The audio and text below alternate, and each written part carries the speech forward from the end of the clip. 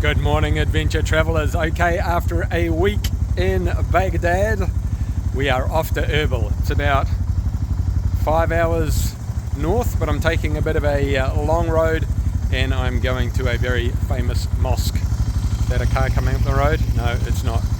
So let's get on the road and put some tarmac behind us.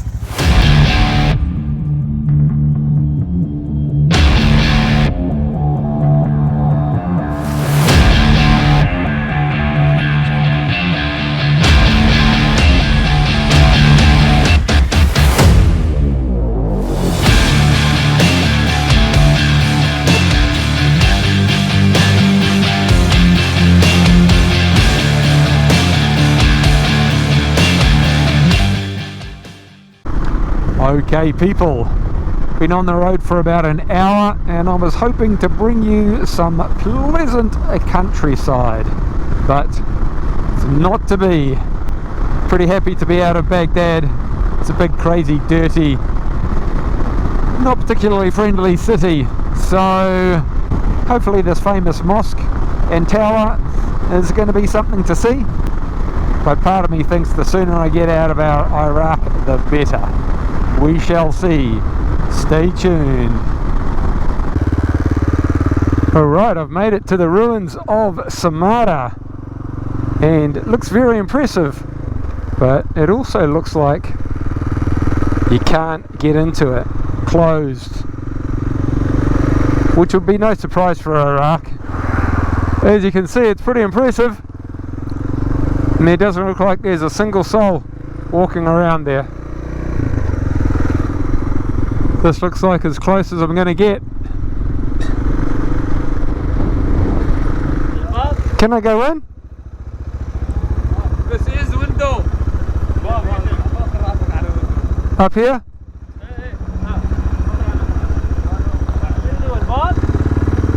Uh-huh.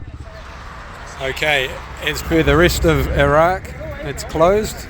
So the best we can do is get some photos and videos from the footpath. Okay, well, we've been let in the front door by the guard, but we've only been allowed to walk about 20 or 30 meters. There's an amazing citadel. I think it's the most amazing thing I've seen since I've been in Iraq. Probably even better than Babylon, but I'm not close enough to see. It's a shame we can't get up and have a walk around. Anyway, one more look.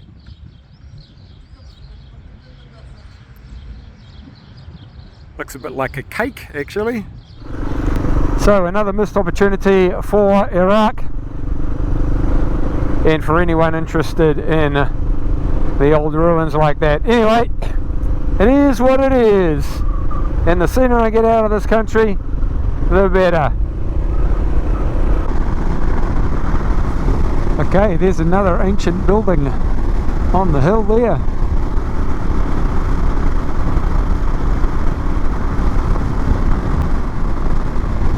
Wow. Okay, it's all fenced up, so I dare say that getting into that one wouldn't be any easier. Well, there's some pretty cool ruins and forts in Samarra, but you're just not allowed to see them.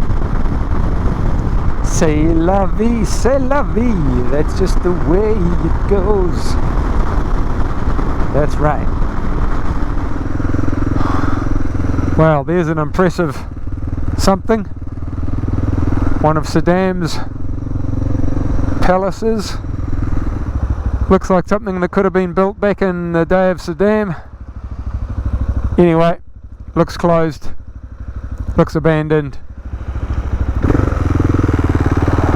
So we just keep on keeping on. Okay, nothing amazing to see, but amazing for the Middle East or Iraq. Beautiful green flatlands, obviously growing something, but it's my first glimpse of Iraq that I've felt, oh, this is nice. Yeah. and I'm pretty sure I'm in the Kurdistan area now, and starting to feel a little bit civilized, a little bit just normal, just nice. It's getting colder as I go north, so it'll be interesting to see what the temperature's like in Turkey in a few days' time. Might be quite chilly up there. We don't like the cold. I think this might be the Kurdish flag up here. It's definitely not the Iraqi flag. I will look at that up when I'm off the bike. I tell you what, I'm over all these checkpoints. But anyway, I think that might have been the actual Kurdistan border, because it had that big flag there. But certainly the region leading up to it was pretty nice and organised, and there's more greenness on this side of the checkpoint as well. So regardless of Kurdistan or not, the north is where it's at, relatively speaking.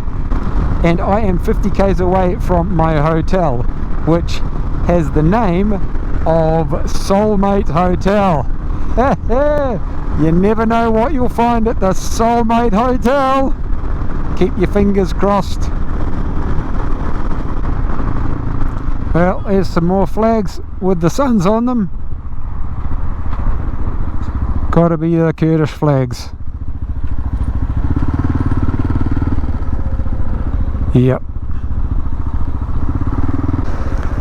And here we are at the Soulmate Hotel.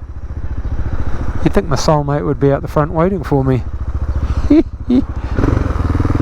Okay, let's park up.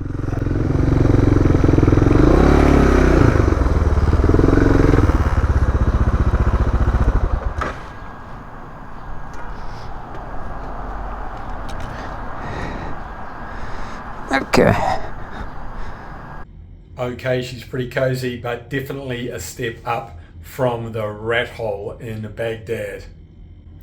Compact little room with an oversized single bed, tiny little desk, but good enough for the next couple of days, or maybe I'll stay a little bit longer. Time to hit the sack. If you like this video, give it a thumbs up. If you'd like to see more, hit the subscribe button. And if you'd like to support the channel, please share it with family and friends. Good night, family and friends.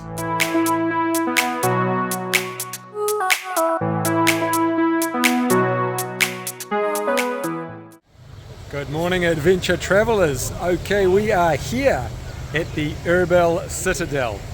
It's up on the hill, and they've thought ahead in modern times.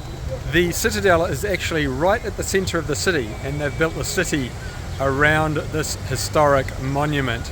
You can see there, it's smack in the middle of the circle, and they've got a ring road further out. But anyway, back to the Citadel. Let's go for a walk up and look around. Before we do that, I'll quickly show you the mosque in behind. Not sure if it's that old, but it's a lovely brick building, and there are markets and shops around the outside. So it's a bustling little area. Here's the Citadel up on the left, and you can see the shops there, and there's the mosque at the other end. Very cool. Had a bit of trouble finding the entrance, but there's a lovely soldier at the gate, and he said I could go up, so hopefully it's kosher. Look at that up there. That's where we're going. It's quite a decent view. We're not that high actually. There's the water feature in the area where we were before. Alright, let's go have a look inside. Okay, I've just tried to go in and the guard said no go, so we're not going in. But anyway, I've tried to find some info on when it was built, and I can't seem to find anything. But the site itself, the hill, is very historically significant, and it goes back to 5000 BC, so 7,000 years. So there's a bit of history here. Shame we can't get inside. Well, it's my lucky day. I've bumped into some mates from Baghdad, and they're on a tour, and I've managed to get inside the Citadel. It's super cool. It's a miniature city on a hill, and there's shops and admin buildings and houses and that's where we came in. Totally awesome. Even with the group, we're not allowed to stray too far off the main drag. It's in one end and out the other, but at least we get a look inside. So this looks like what used to be shops or something along those lines. Okay, we're outside the other side of the Citadel, on the other side of the hill, and as you can hear, it's prayer time, 20 past 12.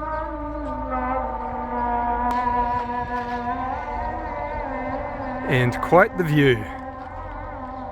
It's quite a big little city, if that makes sense.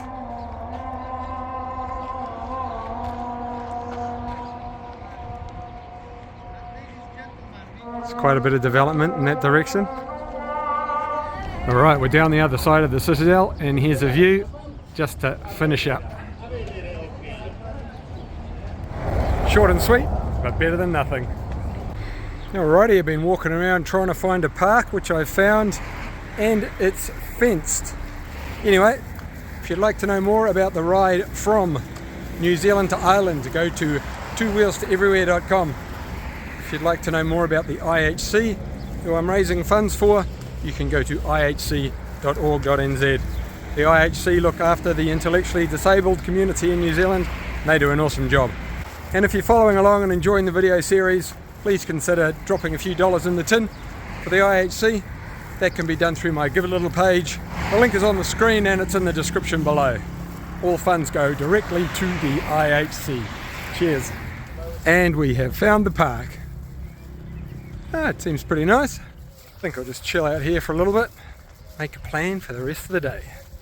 There's a bit of a water feature in the middle of the park. It's a little bit tired, the whole place, a little bit unkempt, is that the word? Unkempt, but it's not a bad respite in the middle of the city. And now's as good a time as any to bring you Ray's 3-minute geography lesson. What we now know as Iraq was in ancient times called Mesopotamia. It's also known as the cradle of civilization, as it's believed the first nomads came from Africa to settle around the Euphrates and Tigris rivers and create the first ever cities such as Babylon. In modern times, Iraq was part of the Ottoman Empire up till World War I. During World War I, it was captured by the British and it gained independence in 1932. Upon independence, Iraq became a monarchy, but it was highly unstable and it was overthrown in a military coup in 1958. A series of strongmen ruled Iraq until 2003, the most infamous being Saddam Hussein.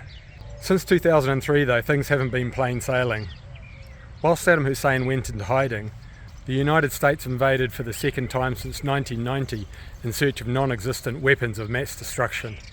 A civil war essentially kicked off and the Islamist extremist group ISIS took over parts of the country. Saddam Hussein was eventually captured and executed in 2006. Iraq is bordered by 6 countries: Iran to the east, Turkey to the north, Syria and Jordan to the west, and Saudi Arabia and Kuwait to the south. It's roughly the same size as Morocco and Uzbekistan. While Iraq is a big country, it only has 58 kilometers of coastline to the Persian Gulf. Of Iraq's 45 million people, 75% are Arab, 15% Kurdish, and the remaining 10% are mostly made up of minorities from surrounding Muslim countries. 64% of Iraqis are Shia Muslim, 31% are Sunni Muslim, and 1% are Christians. Arabic and Kurdish are the 2 official languages of Iraq.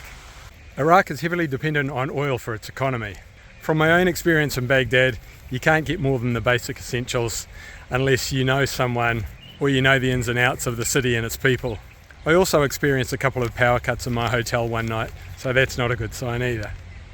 However, when you travel from federal Iraq to the semi-autonomous region of Iraqi Kurdistan, it's like going to a completely different country. In my very limited experience, federal Iraq actually has more in common with Iran than Iraqi Kurdistan. Even the geography is different up here. Kurdistan is green, vibrant, relaxed and welcoming. The buildings, the cars, the environment all round, it's just more modern, it's clean, and it's very close to what you'd find in a Western environment. In Baghdad you hardly see any women out and about, and those that you do see are generally dressed in a full burqa or niqab. In Kurdistan, you see women and girls everywhere. Some are dressed traditionally, some don't have any veils and are dressed in jeans and modern clothing. So to wrap up, as an overland traveller, Iraq certainly gave me all of the challenges that I expected and more. While Iraqi Kurdistan is easy and welcoming and even has its own visa system, separate from federal Iraq, I can't honestly say that I recommend Iraq to the casual traveller, although I have met some fun travellers in my time here. However, when all is said and done, I'm pretty happy that I've been to Iraq. It's a pretty good story to tell. I've seen some amazing sights, such as the ancient city of Babylon and one of Saddam Hussein's old palaces. Hope you enjoyed that 3-minute geography lesson on Iraq. I'm not sure if there's much more to see in Erbil, so next stop, Turkey. Stay tuned. Okay, so I've decided to wrap it up in Iraq. Tomorrow we're getting up early, riding to the border and crossing into Turkey. Thanks for watching, travel safe, and see you on the road.